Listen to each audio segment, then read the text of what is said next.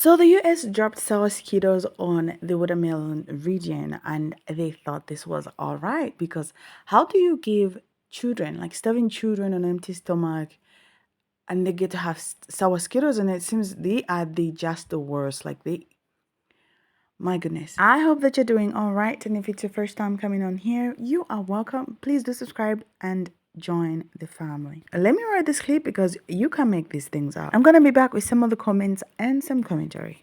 Sour Skittles. The United States is dropping aid of sour Skittles, expired sour Skittles at that. That's what they're giving them for health. I'm talking about all that red 40 dye and fructose syrup and all. This says a lot to me. It illustrates the aid that's going on to them people while you giving them bombs to be blown away. You giving them Skittles to giving them nutrition. Man.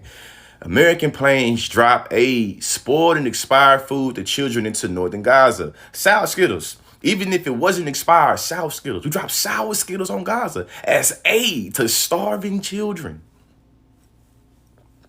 Man.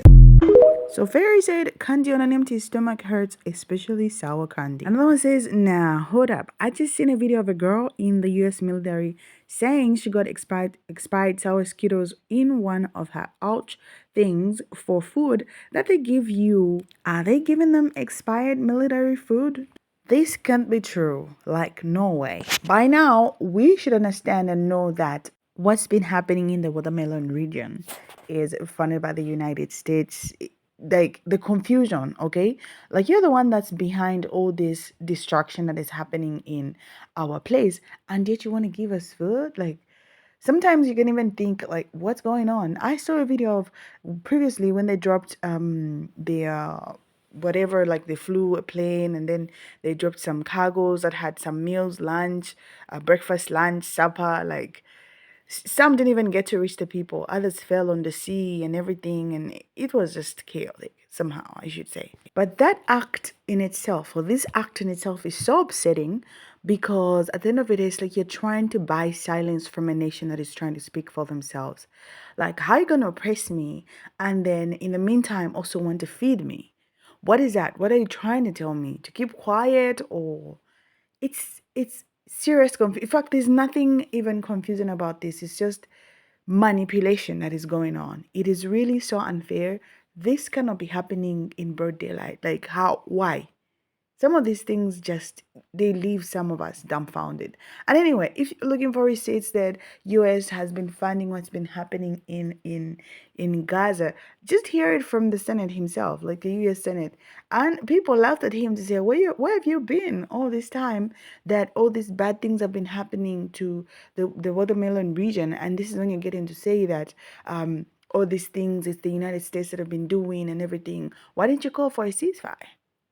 So let me leave you with this video and then do comment what you think about all of this that is going on. Mr. President, I struggle to find words for this cruelty.